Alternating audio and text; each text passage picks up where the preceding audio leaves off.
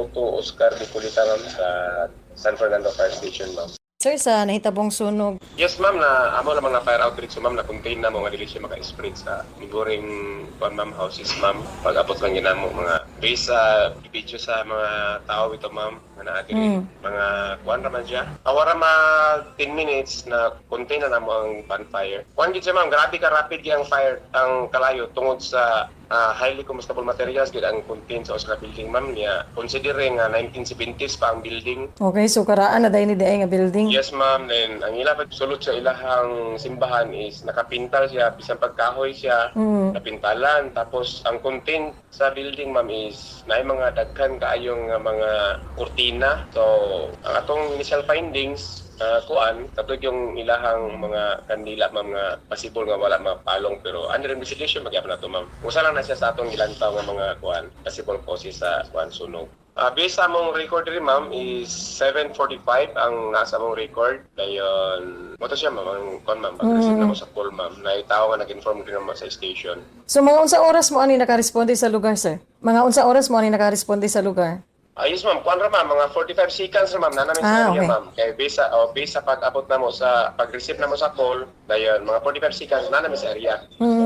Hangtod unsa ni nga alarm nga giisa ang sunog, sir? First alarm ra, ma'am. Isa ra ka fire truck atong na pa-responde, wala na ta ka pangayog tabang sa Namnam Fire Substation tungod kay sa primero pa lang nato nga nga pag-responde, na ato nang na-contain ritso ang kalayo. So pag size up pa lang nato daan, makaya raman sa usa ka fire truck. So wala naman po siya may spread gid sa mga neighboring houses, ma'am, kay ato man na-contain ritso.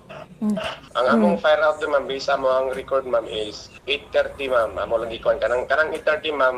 Wala gina siya kanang totally wala na gid siya kalayo na, ma'am. Nahuman nami og kanang tawagan ning kanang pagpatay bitaw ng mga ember bitaw niya, ma'am, wala na gid siya. Okay. Mo si Banser sa siya, sir? Fully damaged or partially damaged lang?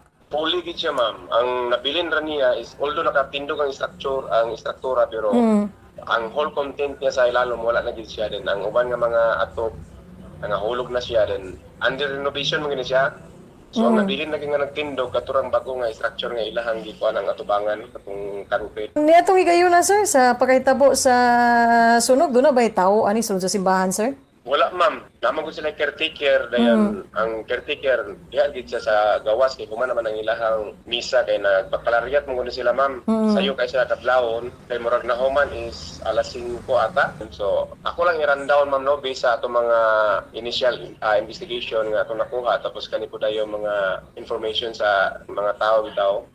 Kuan lagi siya kanang kabalo sila sa kalayo, kakitaan atong usa ka witness nga diha gid sa katong altar nila, ma'am, nagsugod dayon gikaon din niya ang kaning kortina katong nagkutay gikan sa altar pa yung sa ibabaw kay na may kortina nangay din sa tabang.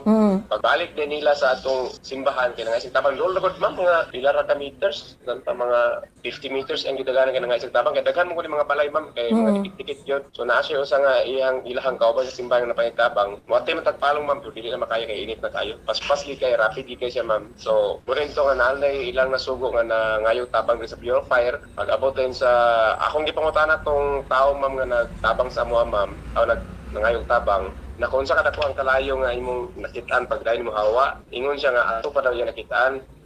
Then pag abot niya gikan sa fire station kanang siya tabang, pagbalik niya paano niya siya kanang kalayo na gisa tanan ng simbahan mo puti naptan sa Bureau of Fire kay mo kay pagtawag. So ako lang klaron, sir, so alas 4 sa kadlawon gipahigayon ang baccalaureate. Dili ko kakuan, ma'am, kung saan oras sa kadlawon daw, ma'am.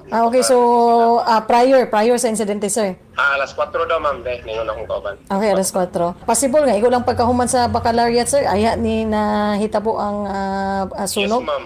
Yes, ma'am. Kaya nag-plug racing pa man may atong plug racing karon kay sayo naman 7 o'clock naman. So, inis magkuan kami, magkaot kami pamahaw. Wala na kay naa namin nagtabang, so ato din na respondihan tayo. Okay. Sir, pila bana sir, pila ang structural damage ani, sir? Sa partial lang namo na mga estimation, ma'am, is 150,000 considering sa sa kakaraan na sa usa ka building, ma'am. With regards sa sunog, ma'am, wala, pero naay nasamdan katong mangayo sa tabang diri sa fire, then naay naghapit magbanggaan nilang motor na disgrasya siya, Oh. napagnos yung tail, pero really related sa sunog. Dili na fire-related dito sulod. incident. Yes, ma'am. Okay. Na-disgrasya lang siya. So sa karon ba nga tuig sir, karong tuig 2026 pila na ka insidente sa sunog ang nahitabo diya sa lungsod sa San Fernando sir? Ay, kani pa isa, ma'am. Oh, okay. So sa So, ang sa ma'am, naman ko itong inspire na to, mo to atong gihimuan lang si trip, pero unresponded man siya, ma'am, kaya unaccessible man to siya in any forms of manifestation. Okay. So, sir, pahimangno na lang nimo sir sa katawhan para malikayan ang sunog. Yes, ma'am.